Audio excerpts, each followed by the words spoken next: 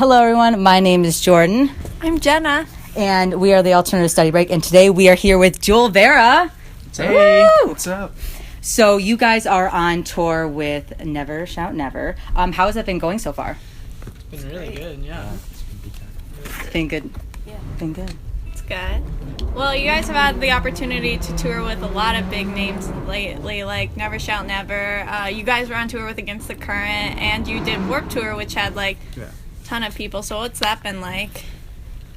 This is our third tour, so those were the other two, and Warped Tour is very different from either of the ones either of these club tours that we're doing. Because Warped Tours, it's all outside, and it's a lot more like physical labor, I guess, and a lot less comfortable than in the like rock clubs and venues and stuff that we've been playing. But it's just like a different kind of work too. It's just, but it's really interesting to like do both. So. Yeah, cool. And as far as like playing with pretty well-known bands, I guess, I mean it's been pretty cool because there's been some people that like I definitely looked up to, and I know Will for sure, especially on Warped Tour. There's guys that we looked up to that, like when we were younger, that were on the tour, and that was like it was pretty cool because it's not like, I don't know, it was a pretty good community, like you would see everyone and hang out with most people, and it wasn't like every band kept to themselves. Like everyone would hang out, and it was really neat. And something that's been really, I think, encouraging for all of us, I think this would be safe to say, is like, even though we're not like we're not really well known yet because we're a very new band, we've had a lot of, I would say we've had a lot of positive response from like other bands, which has been really cool because they've been like supportive, and that's been great. Cool. So has it been hard because you're like a newer band, and when you go out in the crowd and let's say no one knows you, how do you try to like get their attention and really try to like pump up the crowd, and is it tough doing that, like every night? I saw like a video where there's like drums or something like that. That looked cool. It depends on the crowd, but we usually just try to do like a lot of, I guess, what would you call it, like different stuff, like the drums stuff, like we do that, then we do something else with drums and water, so we try to like do some different like cool stuff that isn't, like most people don't really do, so I try to do that. Got to be original. Just try to be more creative on our show, Yeah. rather than just like playing the songs And play really well. Play really well. I feel like the goal. kids in the crowd love it more if the people on stage are loving what they're doing. Yeah. And if it looks like everyone on stage is having a good time and killing it, they're gonna have a good time too. Agreed. Cool. Sweet. So do you guys have like a favorite song to play live, or a song that you think that people really react well to? I would almost say that's two different answers for me. Like I think my favorite to play live is Friendly Enemies. And then I think most of the time we get the best reaction out of You Can't Mess It Up. Yeah. Well, we have like an outro thing. Yeah, but That's even mainly like what during we that talk about. song, for some reason, it just seems to be like a good live song. Yeah. Kids like it. It is. it's a good song. Cool. It's our ending song. That's always the best. Yeah. Gotta go with that with the bang. So you recently released your LP for Friendly Enemies, and you're now working on Pure Noise Records. How was it like to get to record your first album and get to work with a record label?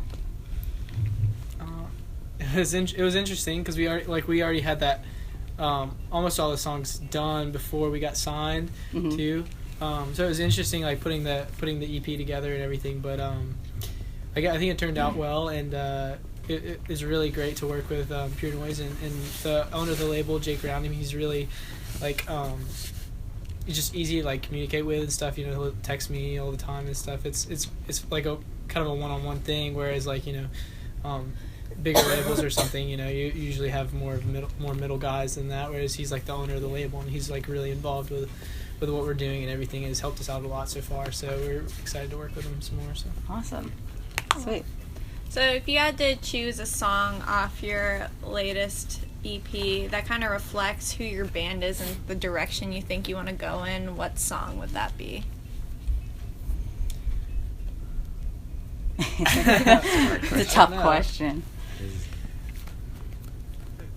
I mean, don't necessarily want to pick just like one because That's okay. don't really want to like limit ourselves like genre wise or anything because just feel like each song is different and like kind of needs its own like vibe and everything, and you know I feel like if we worry about that when we're making the full length or anything, like we don't want to worry about like having a specific sound or something, but whereas like, you know, if we're writing it and if we're playing the parts and stuff, it's going to come out like honest and be what we want anyway. So Cool. Very cool. One of our favorite songs off of the album is Die Trying, and it has a very dynamic and interesting sound. What did the like concept of that song come from, and like is there like a message within that song? that was an interesting one because it was actually based off of the book The Hunger Games. Oh, really? Actually, yeah. So it's kind of like Yeah, a It is a good one. There's Yeah. like little lyrics in that thing that and our song that like play off of the book, like the tree one. yeah, like She has, I don't remember what it was, but it's like this like poem or something that she sings, Mhm. and like we kind of tried to like tie that in to. yeah. And so, yeah, I mean, if you listen to it with that in mind, you'll see it. I mean, it doesn't have to be like I mean, if directly. if you read it or saw the movie or whatever. Mhm. Yeah. Especially if you read the book, you'd probably pick up on it. But it's just about like, you know, overcoming obstacles in your life and everything, and just being strong, and even in like your darkest hour kind of thing. So it definitely can apply to like a bigger picture, but that was definitely what we wrote it about. You know, was that book. So Cool. So are you guys like big fans of that book then? I was actually the only one who read it. So, but I read like the first two, okay. but Well- it was based off of the third. The third book, Mockingjay, yeah, this is the one that was based off of. That's the one that I read, and put some of the kind of like tried to work in some of the elements from the book into the lyrics. But yeah, I mean I'm a fan. I like them, Yeah. and I like Yeah. the movies too. I mean, it's like, and she's a good author, and like we you know, usually don't do like a great job, but we try to like read books and everything because it also helps with lyrics and everything. Just Definitely. just to have, you know, other like read other I mean, because they're artists too, you know, like authors and everything. So it's really, I mean, it just helps with words and everything, really, because it's really cool. Did you get a lot of your songs from books? We've written a few about books. Yeah, we did one on like Insurgent too. Will read that one, and But none that are on the EP. Yeah, none that are on the EP. Well, except for The Hunger Games. Yeah, except but for yeah, Die Trying. Yeah. What a cool concept. But yeah. Yeah, Huh. we've never heard anyone ever say that, Yeah. so that's really cool. Huh. Um, That's awesome. So for your latest music video, Scarlet Letter, it was really interesting because it was like a story more than like the typical music video, and it took place in like olden days, it seems like. Where did you get that idea from? And was it like at the same place that Taylor Swift filmed the Blank Space house? It looked like I was it. just like, is that the fountain? that's a good thing though. Yeah. That was actually in Auburn, in Auburn, Alabama, our hometown too. That's funny. But yeah, there's just this mansion that we saw and got to. We were lucky enough to film there and everything. It was really cool. But yeah, but it just takes. It's because of the Scarlet Letter, like the book and everything. Like it's.